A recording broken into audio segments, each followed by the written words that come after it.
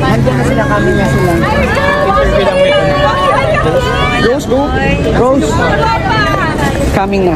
Basta talaga, Kim Pao, sumusunod sila sa inyo from Dubai to here in Birmingham. Ito ba? Hindi, magaling ako. Hindi, magaling lang siya gumamit ng filter. Hoy, wala akong filter. Maganda ako mag-angulo.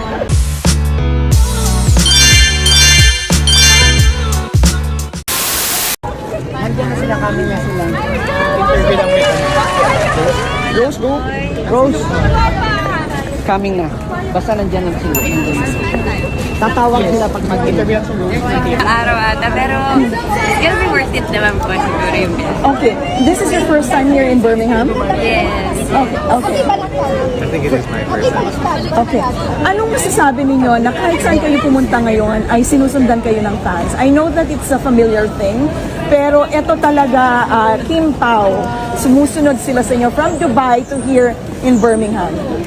Nagugulat kami kasi kung saan-saan na kami pumupunta, yet meron kaming mga taong sumusuporta.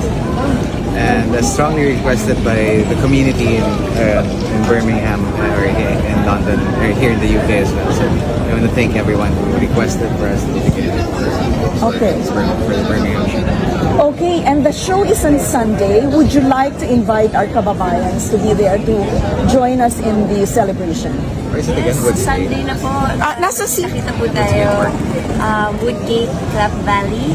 I think kung tama sana ako. Pero sana nandun lahat ng mga Pilipino and magsayahan tayo, kantahan, sayawan tayo. See you there. Thank you so much. Salamat. Thank you. Parang na-share ninyo na parang nag-jogging kayo in Dubai. Parang, Kim, what convinced you to join Paolo or is it the other way around? Paano ba? Well, ano naman yun, parang jogging is the easiest way to exercise. Parang encourage it. So, parang masarap ito sa ibang bansa kasi bago mo nanawin yung mga nakikita. So, mas nakikilala mo rin yung lugar, yung neighborhood kung saan kayo nakatira. So, ayun. So you can jog freely.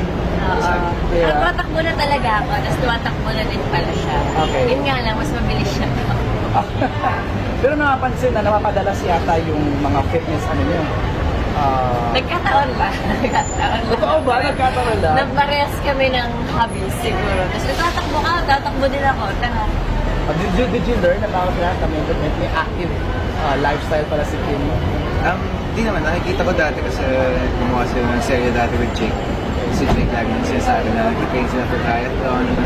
Kaya nabilib ako sa nila kasi it's not easy. Tapos, Okay. May nakita rin ako parang photo na parang Pao naging photographer ka ni Kim. Dubai. Sa Dubai din yun? Kasi lagi niya sinasabi, mas magaling daw siyang photographer kaysa sa akin. Totoo ba? Hindi, naman. magaling ako. Hindi, magaling lang siya gumamit ng filter. Hoy, wala akong filter. Maganda ako mag-angulo. Hindi, filter sa kabuuan. Hoy, hindi. Mas magaling ako. Pao, hindi kita nakuha ng comment. Si Kim nakuha ng comment. Yung sa jumping photo nila sa na nagpakita yung mayon. Parang sabi daw nila, pag nagpakita daw ang mayon, good intentions. Yung pure ang heart ng mga nandun.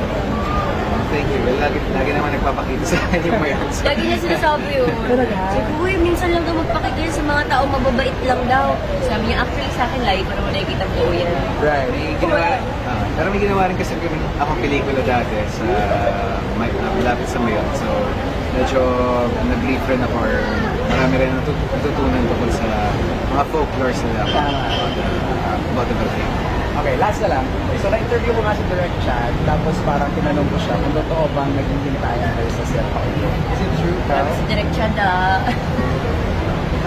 Hindi naman totally naghihintayan pero alam mo yung hiya. Yung may hiya ka sa co-actor mo dahil minsan inuuna yung mga eksena mo. Tapos syempre nahihiya ako kay Kim dahil last time siya. Pag mga isang eksena, hintayin ko na matapos. Parang courtesy. Yun na sinabi ni Direct Chad actually. Parang courtesy ko din Kim, di ba?